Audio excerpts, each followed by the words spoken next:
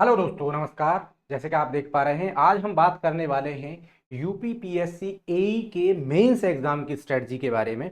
इससे पहले मैंने जो है यूपीपीएससी एई के जो प्रीलिम का जो कट ऑफ क्या रहने वाली है उसका डिटेल्ड वीडियो बना करके अपलोड कर लिया है। जिन लोगों को कट ऑफ के बारे में, क्यों कट ऑफ जब जानकारी हो जाती है तो थोड़ा सा इंसान को कॉन्फिडेंस आता है और एक जो है उसका और भी दिल फिर तैयारी में लगने लगता है। तो इसीलिए सभी स्टूडेंट्स कट ऑफ को लेकर के बड़े सीरियस रहते हैं। चाहे वो स्टूडेंट हो जो कट ऑफ जो प्री में टॉप करेगा, वो भी कट ऑफ को लेकर के थोड़ा सा वरिड रहता है। तो मैंने एक डिटेल्ड वीडियो उसका डाल दिया है। और डिटेल्ड वीडियो वो मैंने ऐसे ही नहीं बनाया है, उसमें हमने एक पोल कराया था जिस पोल में करीब करीब 6000 कैंडिडेट्स ने पार्टिसिपेट किया। जो सोचिए कि करीब 6000 लोगों ने उस पोल में पार्टिसिपेट किया। 6000 लोगों के पार्ट जो पोल है, जो वोटिंग है, उसके बेस पर एनालिसिस करके हमने कट ऑफ को बताने की कोशिश की है, कट ऑफ को इस बारे में डिस्कशन करने की कोशिश की है। तो कट ऑफ के लिए डिटेल्ड वीडियो मैंने अपलोड कर दिया है, उसे भी आप देख सकते हैं। तो चलिए, जैसे हम बात कर रहे हैं कि आज हमें बात करनी है कि यूपीपीएससी एई के एग्जाम की अब स्ट्रेटजी क्या रहनी चाहिए। क्योंकि अगर आपका प्री क्वालिफाई हो रहा है तो आपको अभी से बिल्कुल पीएससी के इसके मेंस की तैयारी में जुट जाना है। और तैयारी भी एक स्ट्रेटजिकल तरीके से करनी चाहिए, क्योंकि विदाउट डायरेक्शन, डायरेक्शन लेस जो मेहनत होती है वो कोई काम की नहीं होती है। विदाउट डायरेक्शन एनर्जी वेस्ट जाती है। तो we should have a certain strategy to plan our preparation for the mains examination. तो मैं यहाँ पर देखिए डिस्कस करने वाला हूँ। जैसे कि आप लोग जानते हैं कि देखिए प्री में बेसिकली दो पेपर होने वाले हैं। सॉरी, मेंस में अब दो पेपर होने वाले हैं। Paper one, paper first. जो पेपर फर्स्ट होगा उसमें जो है क्या होगा, उसमें टेक्निकल होगा प्लस हिंदी होगा। आप लोगों को पता होगा टेक्निकल प्लस हिंदी होगा। और ये होगा कितना कितना, technical plus Hindi 100 questions technical के होंगे प्लस 25 क्वेश्चंस हिंदी के होंगे। Every question will carry 3 marks, that is 175 marks का आपका, सॉरी 375 मार्क्स का आपका फर्स्ट पेपर होगा। सिमिलरली जो सेकंड पेपर होगा आपका, सेकंड पेपर होगा वो भी टेक्निकल होगा प्लस जीके होगा, उसमें जीएस होगा। और ये भी बिल्कुल उसी तरीके से 25 प्लस 100 क्वेश्चंस, यानी ये भी 375 का होगा। यानी यहां से हमें ये मालूम पड़ रहा है कि हमारा जो टेक्निकल जो पोर्शन रहने वाला है वो 600 मार्क्स का रहने वाला है, प्लस 150 मार्क्स की अगेन हिंदी और जीके रहने वाली है। जी हाँ दोस्तों, जिस जीके और हिंदी ने आपको प्री में बहुत परेशान किया है, वो हिंदी और जीके यहां भी 150 मार्क्स की रहने वाली है। तो देखिए, कुछ स्टूडेंट यही गलती करते हैं कि टेक्निकल में पूरी तरीके से लग जाएंगे, कोशिश करेंगे कि टेक्निकल बहुत ज्यादा पोर्शन है तो टेक्निकल में ही बहुत ज्यादा मैं मार्क्स गेन करूं। देखिए, टेक्निकल में ऑब्वियस बात है आपको गेन करना ही है, लेकिन टेक्निकल में सिर्फ गेन करके आप इस एग्जाम को फाइनल टच नहीं दे सकते। क्योंकि हो सकता है टेक्निकल आपका बहुत अच्छा हो जाए, टेक्निकल के दम पर आप इंटरव्यू तक तो चले जाएं, बट अगर आपका इस वाले पोर्शन में जिस तरीके का बुरा परफॉर्मेंस ज्यादातर स्टूडेंट्स का प्री में रहा है, अगर वही परफॉर्मेंस मेंस में भी होगा तो आपको मालूम है कि मेंस में तो 600 लोगों का सिर्फ सिलेक्शन होना है। तो फिर सिर्फ वही लोग फाइनल सिलेक्शन दे पाएंगे जो लोग यहां भी अच्छा स्कोर करेंगे। तो कैसे हम technical plus Hindi GS GK में किस तरीके से अच्छा परफॉर्मेंस करें, उसके लिए आगे बने रहिए मेरे साथ। तो आगे डिस्कस करते हैं कि कैसे हम इसमें पूरा अच्छा एक हैंडसम स्कोर करें। तो देखिए, उसके लिए देखिए सबसे पहले मैं बात करूं आपसे टेक्निकल के लिए कि टेक्निकल का आपका स्ट्रेटजी क्या रहनी चाहिए। तो टेक्निकल के लिए देखिए ये रहना चाहिए कि आपको ईएसई का पीवाई क्यू, ईएसई का पीवाई क्यू, चाहे आप सिविल के कैंडिडेट हैं या मैकेनिकल के कैंडिडेट हैं, आपको ईएसई का पीवाई क्यू दोस्तों रट देना है, डिटेल में रट देना है। इसमें कोई गुरेज नहीं रखना है, डिटेल में आपको पीएस इसका पीवाई क्यू रट देना है। आपको पीवाई क्यू इसका रट देना है। एक मिनट,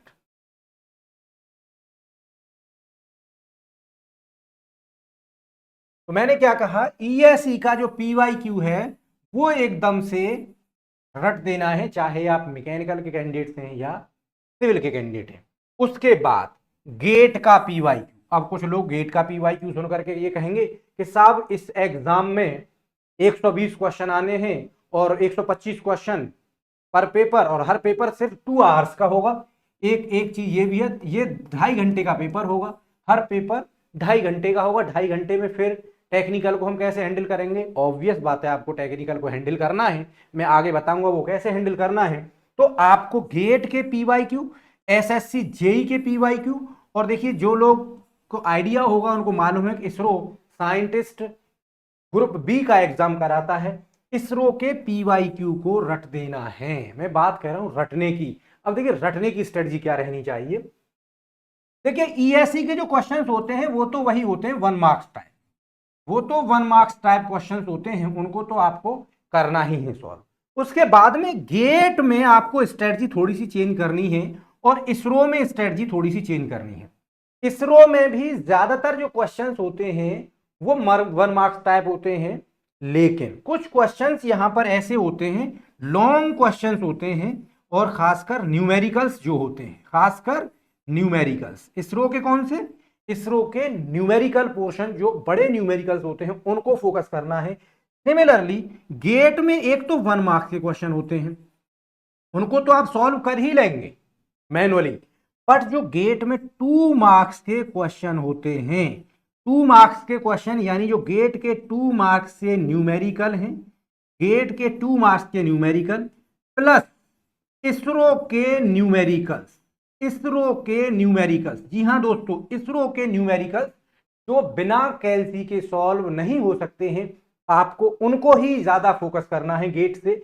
इनको आपको रट देना है, इनको आपको दोस्तों रट देना है, जी हां ये आपको रट के जाने हैं, ये आपको रट के जाने हैं। और खासकर कौन से सब्जेक्ट्स के रट के जाने हैं, देखिए अगर मैकेनिकल के स्टूडेंट्स की बात करूं तो मैकेनिकल के स्टूडेंट्स के लिए देखिए mechanics, engineering mechanics, engineering mechanics plus strength of material, ये दोनों सब्जेक्ट्स के क्वेश्चन आपको रट के जाने हैं। कभी कभी टोम, थ्योरी ऑफ मशीन के न्यूमेरिकल, और टोम में भी स्पेशलाइज्ड है, टोम में भी स्पेशलाइज्ड है वाइब्रेशन सिस्टम, ठीक है ना, टोम में भी किसके, वाइब्रेशन के क्वेश्चन आपको रट करके जाने हैं गेट के और इसरो के।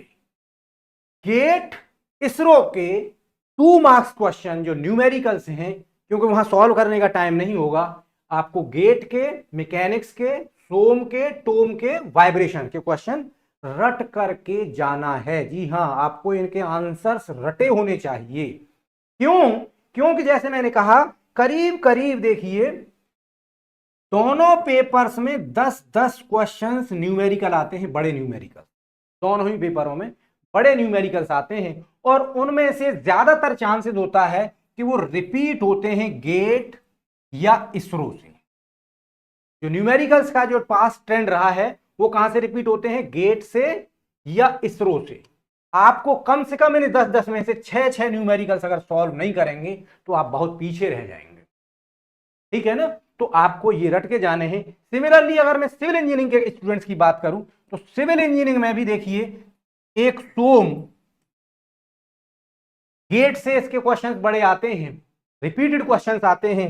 दूसरा आपका स्टील स्ट्रक्चर, स्टील स्ट्रक्चर, इसके जो बड़े न्यूमेरिकल्स होते हैं वो गेट और इसरो से उठा करके डायरेक्ट क्वेश्चंस डाल देता है, आपको रट करके जाना है, तभी आप जो है इस एग्जाम में अपने आप को बनाए रखेंगे, मेंस के लिए आप एक अच्छा परफॉर्मेंस करेंगे।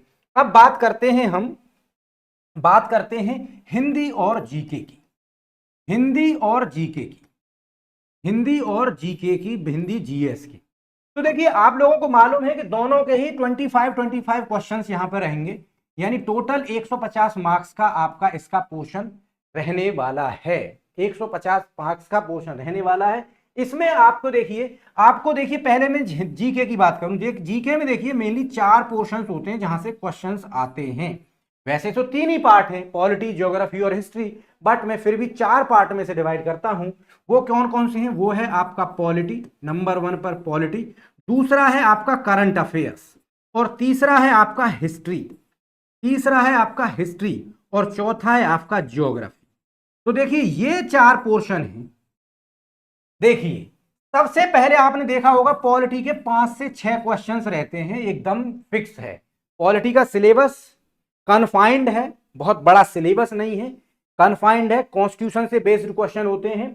डायरेक्ट क्वेश्चन होते हैं 5 से 6 क्वेश्चन, जैसे अभी भी प्री में आए, आगे भी आने हैं। उसके बाद करंट अफेयर्स के 5 से 6 क्वेश्चंस करंट अफेयर्स के भी रहते हैं, चाहे वो करंट अफेयर्स आप ज्योग्राफी की हो, हिस्ट्री की हो, पॉलिटी से रिलेटेड क्यों ना हो।